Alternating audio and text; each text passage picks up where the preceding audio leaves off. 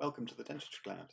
This is just a short presentation just to show you how the platform works and how we log in and utilize all of the essential features. The login process is really straightforward. Sign in with your email address and the password that you've already created. This is the dentist platform. It's pretty straightforward again, just two main windows, your referrals window and your messages window. If we're going to create a referral to one of our colleagues, really simple, click the create referral. We choose our speciality that we're looking to refer to, so here we're going to choose endodontics. And if you've referred to an endodontist before, any other specialist, they would appear here. So we can either select this specialist here, or if we want to look for an alternative, or you haven't had anybody who you've referred to before in that speciality, you click find an expert. And this will bring up your thumbnails of all of your experts within your group, and you can expand or shrink that as you would normally with any kind of map service. And if we just click on the pin here to see, and this will be propagated with the specialist's practice and any information that the group decides to import on here. Click on select that expert. That expert's details then come up here. Simply add in your patient's details, any relevant medical history, any other more information, and we can either browse for a file to upload, and that could be a CT scan or a letter or a digital x-ray. Most of your digital x-ray programs will allow you the facility to actually create a JPEG, and you'll need to save that on your desktop or in a specific folder, which will then allow you to find it here and then attach it. If you've got manual films, if you actually use this platform on a mobile device such as an iPad, when you click on the Browse tab here, it will actually pull up the capability for you to take a photo, and then you can take a photo of that, and then that can be your attachment that you then upload. Click on Create Referral, off it goes. Simple as that. If you want to see the actual processes of your referrals in here, all your referrals are in this location here, and this is all of them with their actual level of process where they are here, or the separate tabs that will allow you to see them all separately. If we then click on and see exactly the new referrals, this then just allows you to see this is the referral that you've just sent with your attachment, all the bits and pieces. Once that referral starts to progress, the expert actually has the capability to, as we'll see a bit later, has the capability to accept the referral, then book the appointment in, and then complete the referral. Every time those processes happen, you'll get a little alert here in your in tray. Here it's just telling you that the referral has been accepted. Then on your dashboard, you'll see that come up here. The referral has now been booked. If you want to then be a bit nosy and go in and have a look and see exactly when that appointment is for that particular patient, you can click on the little note icon there, and that shows you when the patient has been seen, and then it will give you an alert again when the actual referral has been completed, and then you'll more than likely want to go in and see exactly the details of that referral, and you either click on the notes here, you can see exactly what they've written about you, or you can click on the attachments. The actual experts attachments just sit underneath here, so we separate dentists and experts attachments. Click on the expert attachment, shows you this here, and click on the note icon, and it will show you any particular notes. You might find that some experts, or if you're an expert yourself, you might want to create a PDF actual written referral letter back, which you can just simply add as an attachment, as you would do with your x-rays and your radiographs in there, and then back to your main dashboard. During that process, you've got the option to include your patient's email address. If you include their email address in that referral, then the platform does have the capability to be able to send your patient details. Always think that's quite nice if they're involved in the process. It doesn't give them any unnecessary information that's secure, other than a referral process has happened. Some patients quite like the idea that they're kept in the loop, and at least they know that they're in the process of being referred. And if they log in, this is what they see, their classic sort of Domino's pizza wheel in terms of each stage as that happens. Once we look at the experts, if you log in as an expert, your dashboard is slightly different.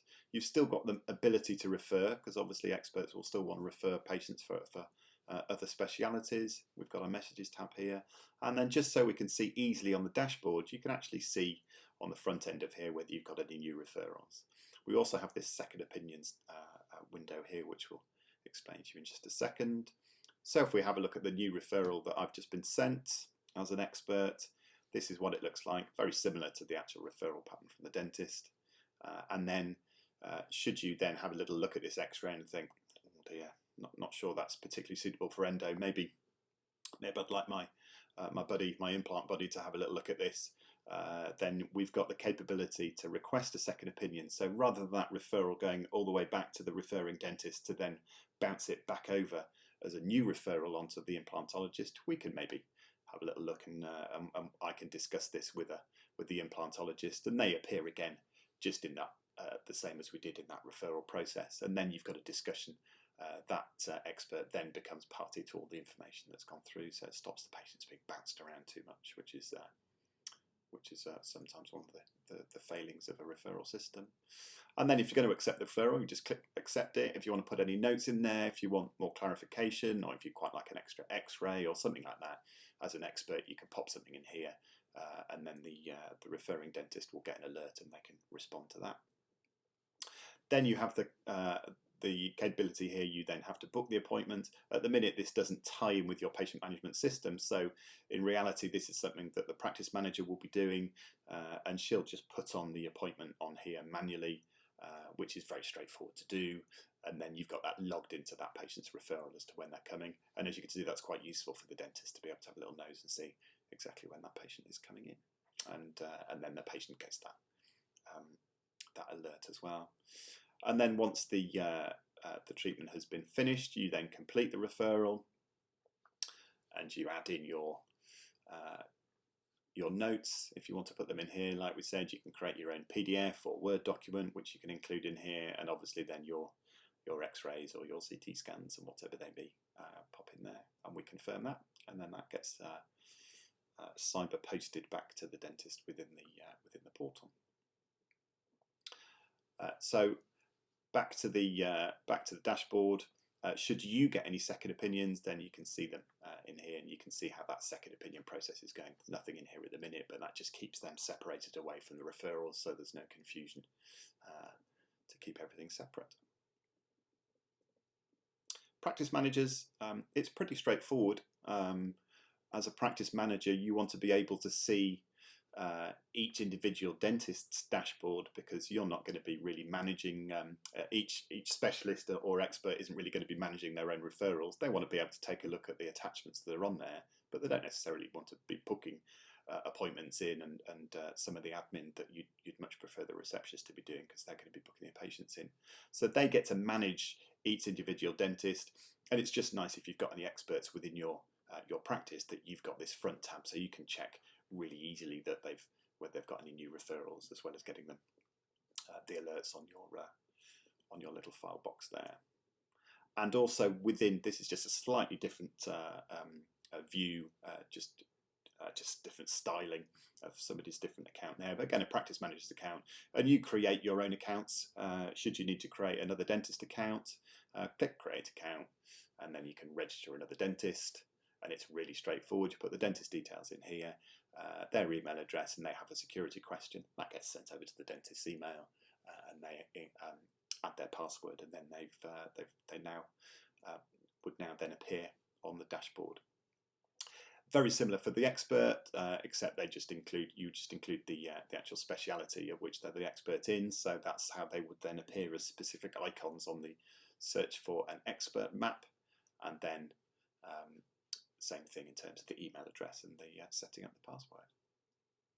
So it's really straightforward, and then you can just see this is how the management process works, and you can see how the dashboard looks very similar. This is you managing the specialist account, and so you can see exactly, you'd go into their referrals and you'll be able to manage it in the same way.